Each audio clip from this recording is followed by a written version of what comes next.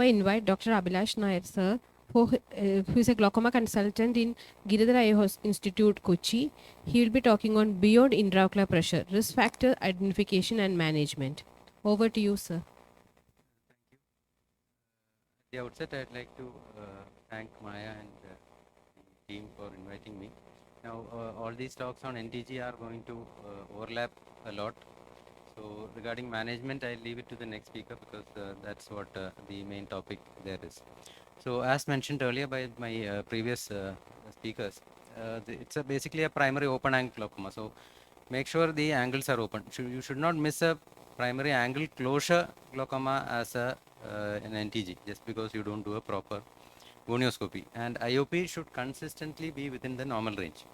So this is an office DVT, and you can see that there is fluctuations and it's consistently below 20 millimeters of mercury. So regarding the pathogenesis, regarding mainly the open angle glaucoma, that's mostly got to do with the eye problems, whether it is mechanical, vascular, or neurodegenerative. Basically eye related issues. While in normal tension glaucoma, the risk factors are more of systemic risk factors. What is not NTG?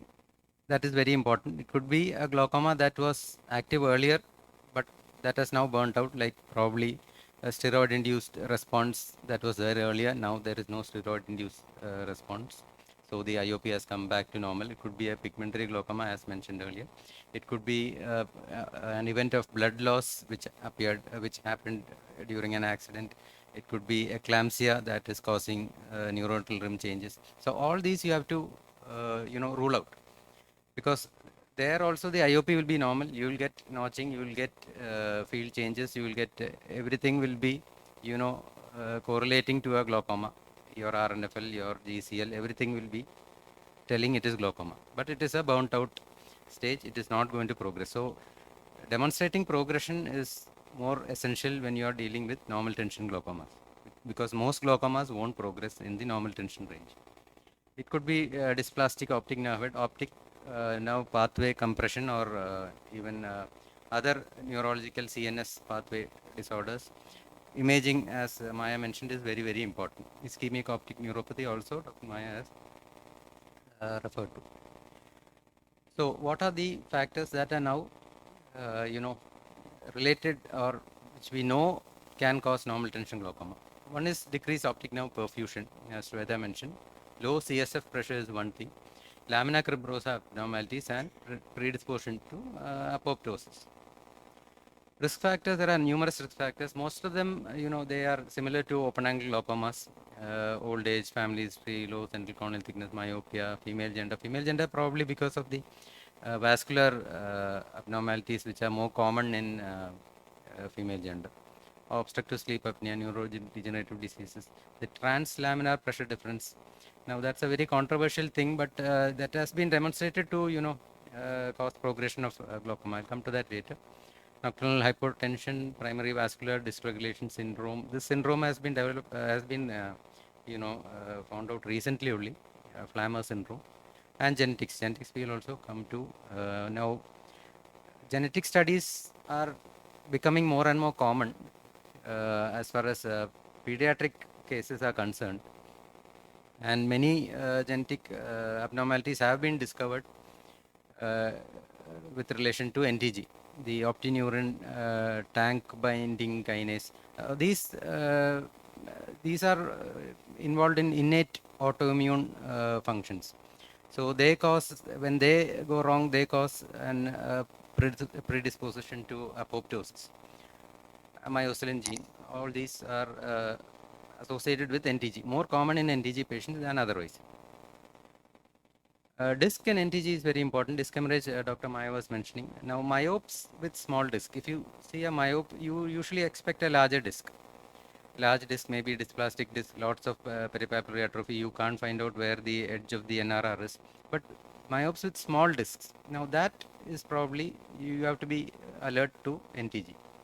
Disc tilt. Now, tilt is one edge of the disc being deeper than the other edge. Disc torsion is the upper pole torting, either usually it is going to tort temporally. So these discs are more prone for NTG. And thin lamina cribrosa. How do you find a thin lamina cribrosa? You can do an EDI, extended depth imaging on OCT. You can find out theoretically, but you need the software also. So probably not easy to find out. Now, lamina cribrosa, yes, thinner the lamina, the larger the lamina causes greater stress. And when there is greater stress at the lamina, the neural rim, it becomes weak. It is more there in myopes of African descent, and thinner parts of the lamina are more prone for damage. Thinner parts of the lamina are the superior and inferior parts. Coming to vascular abnormalities, the nocturnal hypotension is very well documented to cause NTG. Vasospastic disorders, Raynaud's, migraine. Dysregulation syndrome may be systemic, that is the Flammer syndrome, or could be local, that is just the ophthalmic artery that is involved. Reduced blood flow may be retrobulbar or cerebral, the internal carotid, and cerebral microinfarcts are also associated with NTG. Can you measure ocular blood flow? You can measure ocular blood flow. Whether we do it frequently? No, we don't do it frequently. You will have to refer to some other institute to do that. So not a practical way to treat. But if your glaucoma is progressing and your IOP is very low and you don't know what else to do, then first you have to do imaging. You may have to refer for cardiovascular evaluation and do all these studies so that you can find out other risk factors which may also impact the patient in other ways rather than not just the glaucoma part, the increased mortality due to cardiovascular diseases and all. Of course, visual field loss will correlate with the ocular blood flow, and decreased peripapillary capillary density you can measure with the OCTA, OCT OCTA.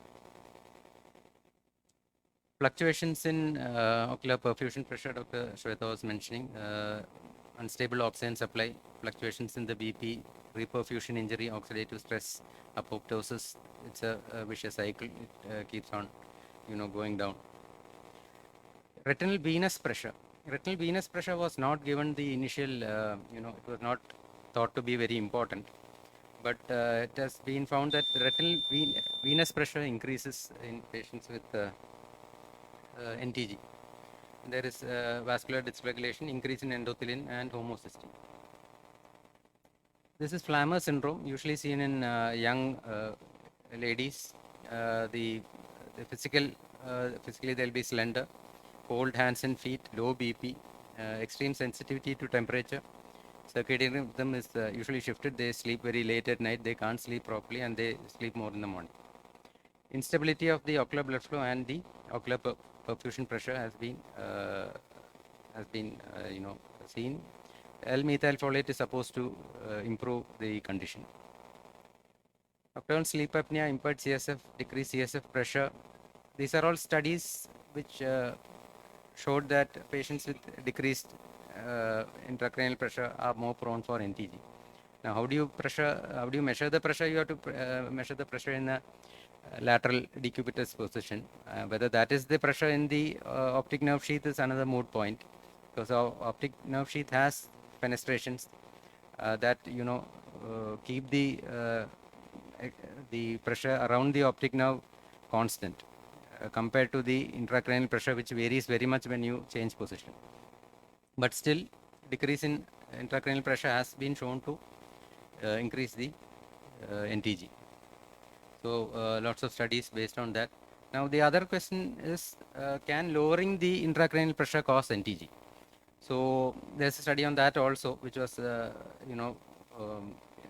was published in Journal of Neurosurgery. So they followed up patients for many decades who had undergone transperitoneal shunt for hydrocephalus, and they found out that these patients develop symptoms similar to NTG.